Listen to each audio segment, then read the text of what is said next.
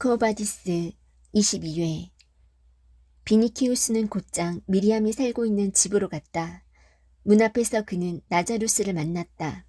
나자루스는 비니키우스를 보자 당황했으나 비니키우스는 친절하게 인사를 하고 어머니가 있는 곳으로 안내해달라고 부탁했다. 안으로 들어서자 미리암 이외에 베드로, 글라우쿠스, 크리스푸스, 게다가 최근에 프레겔라에서 돌아온 타루스스의 바울로가 있었다. 젊은 군단 사령관의 모습을 보자 모두의 얼굴에는 놀라움의 빛이 떠올랐다. 비니키우스는 말했다. 여러분들이 숭상하고 있는 그리스도의 이름으로 인사드립니다. 그리스도의 이름이 영원히 빛나기를 빕니다. 여러분들이 덕망이 있으시다는 것은 이 눈으로 보았고 또 여러분들의 친절에 감명한 바 있으므로 친구로서 방문했습니다. 우리들도 친구로서 환영합니다. 베드로가 말했다. 앉으십시오. 그리고 손님으로서 식사를 같이 하십시다. 네, 그렇게 하겠습니다만 그 전에 제 말을 좀 들어주셔야겠습니다. 베드로님이나 타르수스의 바울로님도 제 진심을 꼭 이해해 주셨으면 합니다. 저는 리기아가 어디 있는지 알고 있습니다. 이 집 근처에 있는 리누스의 집 앞을 지나 이곳으로 오는 길입니다. 저는 리기아에 대해 황제에 의해 부여된 권리를 가지고 있을 뿐만 아니라 시내의 여러 군데에 500명쯤의 노예를 거느리고 있습니다. 그러므로 운신처를 포위하여 그녀를 잡아갈 수도 있습니다. 그러나 저는 그러지 않았고 그럴 생각도 없습니다. 그렇다면 주님의 축복이 당신에게 내려 당신의 마음이 깨끗해지기를 빕니다. 하고 베드로는 말했다. 고맙습니다. 그러나 제 말을 좀 더 들어주십시오. 저는 괴로워하고 그리워하면서 지내고 있습니다만 그런 짓은 하지 않았습니다.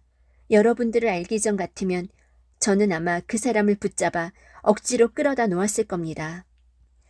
그러나 여러분의 가르침은 저는 그 가르침에 귀의하고 있지 않으나 제 마음속에 어떤 변화를 주었습니다. 저는 앞으로 감히 폭력에 호소하고 싶지 않습니다.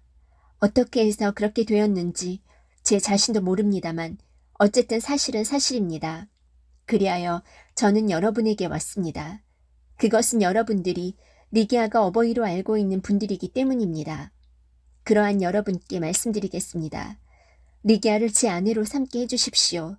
저는 그 사람이 그리스도를 믿는 것을 탓하지 않을 뿐 아니라 제 자신도 그리스도의 가르침을 배우고자 하고 있다는 것을 여러분께 맹세할 수 있습니다.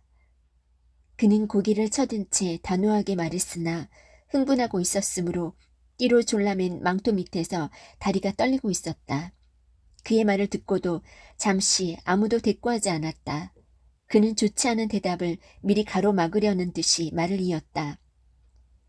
여러 가지 장애가 있으리란 것은 알고 있습니다만 저는 그 사람을 헌신적으로 사랑하고 있고 아직은 크리스트 교도가 아니라 할지라도 여러분의 적도 그리스도의 적도 아닙니다. 여러분이 꼭 믿어주지 않으면 안 되겠으므로 어디까지나 성실하려고 합니다. 이것은 제 생사에 관한 중대한 문제입니다만 어쨌든 저는 진실을 말하고자 합니다. 다른 사람 같으면 제게 침례를 주십시오라고 말하겠지만 저는 가르쳐 주십시오라고 하겠습니다. 저는 그리스도의 부활을 믿고 있습니다. 믿을 수 있는 증인들이 사후에 그리스도를 보았다고 하시니까 말입니다. 여러분의 가르침이 덕과 정의와 자비를 낳고 세상 사람들이 비난하고 있는 것 같은 죄악을 저지르지 않으리라는 것을 이것 또한 제 눈으로 확인했으므로 믿고자 합니다. 저는 그 가르침에 대해서 조금만 알고 있을 뿐입니다. 다만 여러분의 행동과 리기아로부터 그리고 여러분과의 대화를 통해서 알게 된 것입니다. 그러나 저는 되풀이에 말합니다만 제 마음속엔 그 가르침에 의해 이미 어느 정도의 변화가 생긴 겁니다. 전에 저는 하인들을 매질하며 다스렸으나 지금은 그럴 수가 없게 되었습니다. 전에는 연민이란 것을 모르고 있었으나 지금은 알게 되었습니다. 쾌락에 빠져들었으나 끔찍스럽게 생각되어서 지난날 밤에는 아그리파의 홀수에서 열린 연회에서 도망쳐 나왔습니다. 전에는 폭력을 휘둘렀으나 지금은 그것을 버렸습니다. 왜 이렇게 되었는지 저도 모릅니다. 어쨌든 저는 연회에 실증이 났고 술과 노래와 악기와 화환이 싫어졌으며 궁정이나 모든 죄악이 싫어졌습니다. 리게아가 높은 산의 흰 눈과 같다는 생각이 들수록 더욱 그녀가 그리워졌습니다. 그리고 그녀가 그렇게 된 것은 여러분 덕분이라고 생각하니 그 가르침의 매력을 느끼게 됩니다. 그러나 저는 그 가르침을 이해하고 있지도 않으며 제가 그 가르침에 따라 살아갈 수 있을지 어떨지 또 내 본성이 맞을지 어떨지도 모릅니다. 그래서 어둠 속에 있는 것 같은 자신이 없고 괴로운 생활을 보내고 있습니다. 여기까지 말한 그의 이마에는 괴로운 듯 주름이 생겼고 얼굴은 붉어졌다. 우리는 사랑을 가지고 왔습니다. 하고 베드로는 말했다. 그러자 타르수스의 바울로가 덧붙였다. 우리 모두가 인간의 여러 언어를 말하고 천사의 말까지 한다 하더라도 사랑이 없으면 우리는 한낱 울리는 징과 요란한 꽹과리와 다를 것이 없습니다. 그러나 나이 많은 사도는 조롱 속에 갇힌 새처럼 대기와 태양을 동경하며 괴로워하는 영혼을 보고 마음속으로 감동하였다. 그래서 그는 비니키우스에게 두 손을 내밀며 말했다. 문을 두드리면 열릴 것입니다. 주님의 은총이 그대 위에 있습니다. 그러므로 나는 구세주의 이름으로 당신과 당신의 영혼과 당신의 사랑을 축복합니다. 지금까지 열띤 어조로 말하던 비니키우스는 이 축복의 말을 듣자 베드로에게 달려갔다. 그러자 이상한 일이 일어났다. 조금 전까지만 해도 이국인을 인간으로 여기지 않았던 이 순수한 로마인의 후예가 이 갈릴리 노인의 손을 잡고 감사한 나머지 입술을 갖다 댔던 것이다. 베드로는 기뻐했다. 그가 새밭에 뿌린 씨앗이 싹이 터올랐고 그가 던진 어망에 또 하나의 영혼이 걸려든 것이다. 하나님의 사도에 대한 이 명백한 존경의 표현을 보자 다른 사람들 역시 기뻐했다. 그들은 입을 모아 외쳤다. 하늘에 계신 주님께 영광이 있으라. 비니키우스는 미소 띤 얼굴로 일어나서 말했다. 지금 제 자신이 행복하다고 느끼고 있는 이상 이 행복은 여러분 가운데 있는 겁니다. 다른 일에 대해서도 납득이 될 때까지 여러분께서 가르쳐 주실 것을 믿습니다. 그러나 한 가지 더 말씀드리지만 로마에서는 그런 일을 할 수는 없습니다. 황제가 안티움으로 갑니다. 저도 명령을 받았으므로 수행하지 않으면 죽음이 기다릴 뿐입니다. 그러나 제가 여러분이 보아 덕이 있다고 하면 아무쪼록 그곳에 오셔서 여러분들의 진리를 제게 가르쳐 주십시오. 그곳에 오시더라도 여러분은 저보다는 안전합니다. 그곳에는 많은 사람들이 모이므로 여러분의 진리를 궁전에도 전할 수가 있습니다. 소문에 의하면 악태는 크리스트 교도라고 합니다.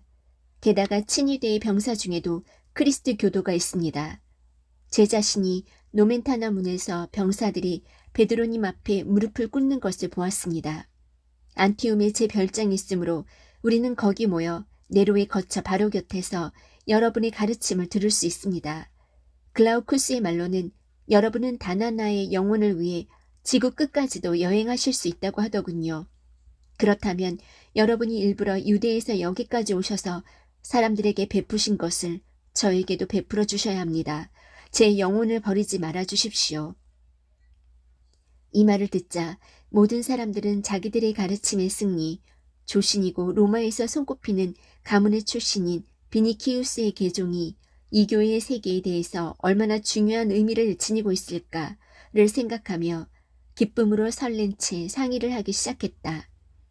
사실 그들은 단 하나의 영혼을 위해서도 지구 끝까지라도 여행을 할 각오였고 주의 사후에 그들이 해온 일도 바로 이것이어서 비니키우스의 청을 거절할 생각은 없었다. 다만 베드로는 지금 많은 사람들의 목자였기 때문에 여행을 떠날 수는 없었으나 그 대신 타르수스의 바울로는 최근 아리키움이나 프레겔라에도 있었고 이제 다시 동방으로 먼 여행길을 떠나 그곳의 교회를 방문 신앙의 새로운 정신을 불어넣기로 되어 있었으므로 이 젊은 군단 사령관과 함께 안티움으로 갈 것을 승낙했다. 그곳까지 가면 그리스 방면으로 가는 선편을 얻기도 용이할 것이었으므로 베니키오스는 자기가 그렇게까지 은혜를 입은 베드로가 동행하지 않은 것을 서운하게 생각했으나 그러나 바울로의 호의에 대해서 충심으로 사의를 표하고 나서 이 늙은 사도에게 마지막 부탁을 했다. 저는 리기아가 있는 집을 알고 있으므로 하고 그는 말했다. 제가 그곳으로 가서 이건 당연한 일입니다만 제가 진심으로 크리스트 교도가 되면 나를 남편으로 삼을 셈인지 어떤지를 물을 수도 있지만 그보다도 사도님에게 부탁드리고자 합니다. 아무쪼록 그 사람과 만날 수 있게 해주십시오. 그렇지 않으면 당신께서 저를 그 사람에게 데려다 주십시오. 저는 안티움에 얼마나 오래 체제하게 될지 모릅니다. 게다가 황제 밑에서는 다음날 어떻게 될지 확신하는 자는 아무도 없다는 것을 아셔야 합니다. 이미 페트로니우스 외숙도 제가 거기서 절대 안전하다고 할 수는 없다고 말씀하셨습니다. 그러니 출발하기 전에 리기아를 만나고 싶습니다. 그 사람을 마음껏 바라보고 제가 범한 악을 잊어주기를 바라며 행복을 저와 함께 나누어 가질 수 있는지 묻고 싶습니다. 그러자 사도 베드로는 온화한 웃음을 띠며 말했다. 내 아들이여, 당신의 기쁨을 누가 막을 수 있겠는가? 비니키우스는 또다시 베드로의 손에 입을 맞추려고 몸을 굽혔다. 가슴에 벅차오르는 기쁨을 도저히 억누를 수 없었던 것이다. 사도는 비니키우스의 머리 위에 자기의 오른손을 얹으며 말했다. 황제를 두려워하지 말아요. 당신에게 일러두거니와 당신의 머리카락 하나라도 건드리지 못할 것이오. 그리하여 베드로는 미리암을 시켜 리게아를 불러오게 했으나 그 처녀의 기쁨을 더욱 크게 하기 위해 비니키우스가 이곳에 와 있다는 말을 하지 말라고 일렀다. 거리는 멀지 않았으므로 방에 모여있던 사람들은 잠시 후에 정원의 도금량 사이로 미리암이 리기아의 손을 잡고 들어오는 것을 볼 수 있었다. 리기아는 아무런 생각도 없이 급한 걸음으로 방 안으로 들어왔는데 비니키우스를 보자 얼어붙은 듯이 그 자리에 우뚝 서고 말았다. 그녀의 얼굴은 순식간에 붉어졌다가 점차 새하얘졌다. 눈에는 놀라움과 불안의 빛을 띠고 모든 사람들을 둘러보았다. 그러나 그녀의 눈에 띈 것은 밝고 흐뭇해하는 얼굴뿐이었다. 사도 베드로는 그녀 곁으로 가서 이렇게 말했다. 리기야, 그대는 언제까지나 이 사람을 사랑하겠는가? 잠시 침묵이 흘렀다. 그녀의 입술은 금방이라도 울음보를 터뜨릴 것만 같았고 자기가 나쁜 짓을 했다는 것을 느끼면서도 그것을 고백하지 않으면 안 된다는 것을 깨달은 어린아이와 같이 떨리고 있었다. 대답하시오 하고 사도는 친절하게 말했다. 그녀는 베드로의 발 아래 무릎을 꿇으며 겸손과 불안이 뒤섞인 음성으로 나직히 대답했다. 네. 그러자 비니키우스도 그녀 곁에 무릎을 꿇었다. 베드로는 이 두 사람의 머리 위에 손을 얹고 말했다. 주님의 이름으로 주님의 영광을 위해 서로 사랑하시오.